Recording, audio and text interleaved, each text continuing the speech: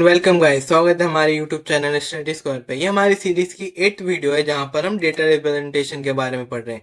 ये data representation part 4th video है जहां पर हम एरर डिटेक्शन और एरर करेक्शन के बारे में पढ़ेंगे। तो शुरू करने से पहले हमारे पास एक क्वेश्चन आता है जो कि है what is error detection and error correction. Basically error detection होता है जब हम एरर को फाइंड आउट करते हैं और एरर करेक्शन जब हम उस एरर को रिजॉल्व करते हैं। जैसे कि आप जानते हैं हमारा जो कंप्यूटर सिस्टम है वो जब भी हमारे डेटा को ट्रांसमिट या रिसीव करता है वो 0-1 फॉर्मेट में करता है। अब जब ये 0-1 फॉर्मेट में ट्रांसमिट या रिसीव कर रहा है, due to the transmission error alter भी हो जाता है, मतलब 0 का 1 हो जाता है, 1 का 0 भी हो जाता है ड्यू टू सम नॉइजेस। तो इसी को हम एरर्स कहते हैं। इसको और अच्छे से समझ लेते हैं। जैसे कि मान लीजिए आप एक डिवाइस ए से, ये हमारा डिवाइस ए है और ये हमारा डिवाइस बी है। मान लीजिए आप एक डिवाइस ए से एक डिवाइस बी में कोई डेटा ट्रांसमिट कर रहे हो, जैसे कि मान लीजिए ये वाला डेटा।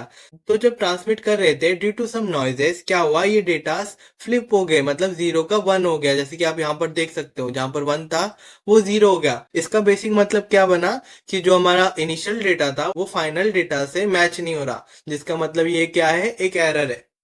इसको और अच्छे से समझ लीजिए। मान लीजिए ये अपना डेटा था जिसको आपने सेंड किया और सेंड करते टाइम जो आपका बिट था वो चेंज हो गया, तो ये क्या होता है, एक तरीके का एरर होता है। अब इस एरर को डिटेक्ट और सॉल्व करने के लिए हमारे पास कुछ फंक्शंस होते हैं, जिसमें पहला फंक्शन आता है हमारा पैरिटी बिट या फिर पैरिटी चेकर। अभी पैरिटी चेकर क्या करता है, ओरिजिनल डेटा में अपना एक बिट डाल देता है जिसको हम पैरिटी बिट कहते हैं, और वो बिट के अकॉर्डिंग वो डेटा चेक होते हैं इनिशियल और फाइनल पोजीशन में, और उसके बाद कोई एरर आया है या नहीं आया उस पे वो वर्क करता है। जैसे कि आप स्क्रीन में देख सकते हो, ये दो टाइप के होते हैं, इवन पैरिटी और ऑड पैरिटी। ये दो दो अलग अलग स्ट्रक्चर है। अगर आप इवन पैरिटी में डेटा सेंड कर रहे हो तो उसके जितने भी वंस होंगे उनका समीशन इवन डिजिट होना चाहिए, और ऑड पैरिटी में जितने भी आपके वंस होंगे उनका समीशन ऑड होना चाहिए। आप एग्जांपल से समझ लीजिए, जैसे मान लीजिए ये हमारा डेटा है। अब इस डेटा में 4 वंस है, तो फिर अगर आप इसमें इवन पैरिटी स्ट्रक्चर का इस्तेमाल करोगे तो अगर इसमें अगर एक और जोड़ोगे तो इसका समीशन हो जाएगा 5, जो कि एक ऑड नंबर होगा। तो फिर आप इसमें क्या जोड़ोगे जो कि ये इवन का इवन ही रहे। जैसे कि आप स्क्रीन में देख सकते हो, हमने यहाँ पर जीरो पैरिटी बिट का इस्तेमाल करा जिससे कि ये डेटा इवन ही रहा, तो इसको हम इवन पैरिटी स्ट्रक्चर कहते हैं। और जब इसके अंदर हम 1 जोड़ते हैं, मतलब जो हम पैरिटी बिट ऐड करते हैं वहां पर हम 1 लिखते हैं, तो वो ऑड पैरिटी बिट बन जाता है जहां पर अब 5 1 हो जाते हैं। तो ऐसे हम इवन पैरिटी और ऑड पैरिटी को क्रिएट करते हैं। इसको और अच्छे से समझ लेते हैं। जैसे कि आप देख सकते हैं ये हमारे डेटा है और इसके अंदर 5 वंस है। तो अगर हम ऑड पैरिटी बिट चाहते हैं तो पहले से ये ऑड है तो इसके अंदर हम 0 ऐड करते हैं, क्योंकि अगर हम इसके अंदर 1 करेंगे तो ये इवन बन जाएगा। सिमिलरली जब हम इवन पैरिटी का इस्तेमाल करते हैं, यहाँ पर हमारे पास 3 वंस है, तो इसको इवन करने के लिए हम 1 और जोड़ते हैं जिससे कि ये क्या हो जाता है, 4 बन जाता है, जो कि एक इवन पैरिटी बिट बन जाता है। जैसे कि आप यहाँ पर देख सकते हैं, ये हमारा ओरिजिनल डेटा है लेफ्ट साइड, और ये हमारे पैरिटीज हैं जो हम ऐड करते हैं। अब इसको एक के बाद एक समझ लेते हैं। अब पहले इस बिट को कंसीडर करते हैं। यहाँ पर देखिए सारे ही बिट 0 है, मतलब ये ऑलरेडी इवन है। तो इसको अगर हमें ऑड करना है तो हम यहाँ पर पैरिटी बिट 1 ऐड करेंगे, अगर इवन करना है तो 0 ही ऐड करेंगे। और यहाँ पर हमारे पास 5 वंस है, मतलब ये ऑड डेटा है, तो ऑड को इवन करने के लिए हम क्या करते हैं, 1 ऐड करते हैं, और ऑड को ऑड करने के लिए हम कुछ ऐड नहीं करते, तो इसके लिए हम 0 लिखते हैं। तो ऐसे हम बिट्स का इस्तेमाल करके हमारे डेटा स्ट्रक्चर को एज पर द इवन पैरिटी और ऑड पैरिटी कन्वर्ट कर सकते हैं। अब यहाँ पर देखिए, it haves to detect 1 error bit, और इसके एक लिमिटेशन है कि जब 2 बिट चेंज होता है तो ये कुछ हेल्प नहीं कर पाता कुछ खास। इसका क्या मतलब हुआ, तो इसका मतलब ये हुआ कि जैसे मान लीजिए ये आपका डेटा है, ये आप ट्रांसमिट कर रहे हो, ठीक है। अब इस डेटा में जीरो का अब इस डेटा में 1 का 0 बन गया, मतलब ये ऑल्टर हो गया, और ये हमारा पैरिटी बिट है, करेक्ट है, ये अज्यूम कर लीजिए।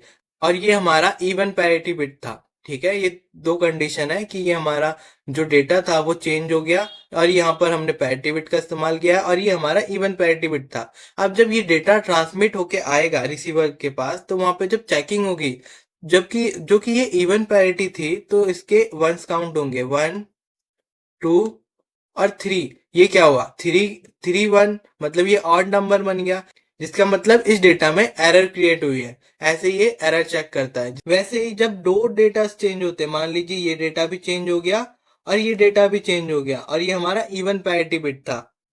देखिए 1 2 3 4 5 और 6, ये क्या है, इवन पैरिटी बिट था और अभी भी इवन है, तो इसमें इसका मतलब क्या हुआ, कोई एरर क्रिएट नहीं हुआ। लेकिन लेकिन आप देख सकते हैं एरर तो है यहाँ पर। तो इस सिचुएशन में ये कोई एरर डिटेक्ट नहीं कर पाता जब दो डेटास में ऑल्टरेशन होती है। तो इस सिचुएशन को ओवरकम करने के लिए हमने एक और अच्छा सा सिस्टम बनाया, जो कि है हैमर कोड एरर करेक्शन। ये सिस्टम रिचर्ड हैमिंग ने प्रोवाइड करी थी, जो क्या करता है, सिंगल बिट डेटा को अगर ये फाइंड आउट कर रहा है तो वो उसको करेक्ट भी कर पाता है।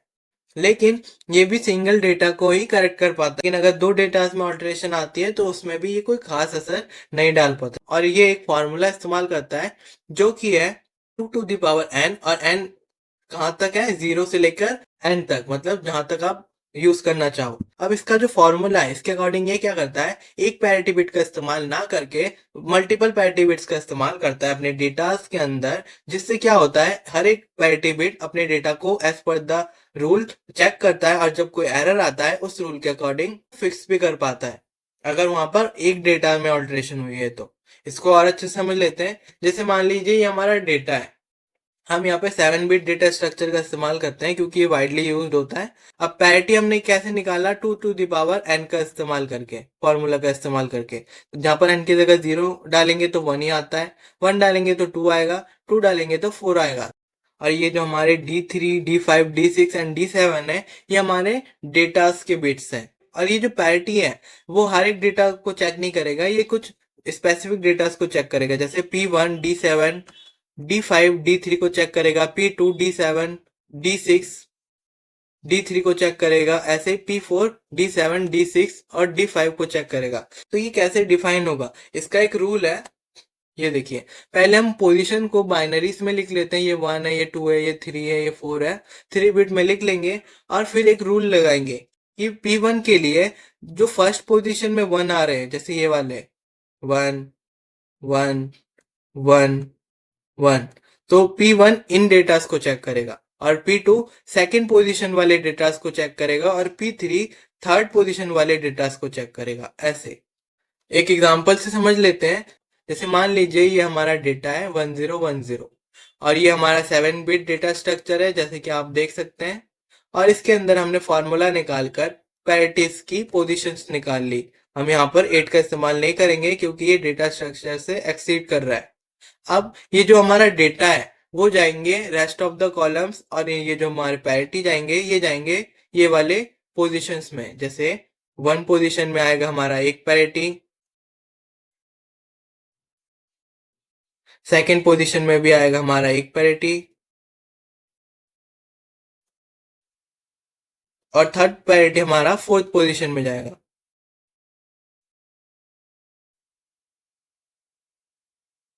और इनमें आएंगे हमारे डेटा, जैसे 1 0 1 0। अब इसके बाद क्या होता है, अगर हम इवन पैरिटी का इस्तेमाल कर रहे हैं तो उसके हिसाब से हम इन पैरिटीज के अंदर वैल्यूज असाइन करते हैं। अगर ऑड पैरिटी का इस्तेमाल करते हैं तो उसके अकॉर्डिंग इन पैरिटीज के अंदर अपने ऑड वैल्यूज का इस्तेमाल करते हैं।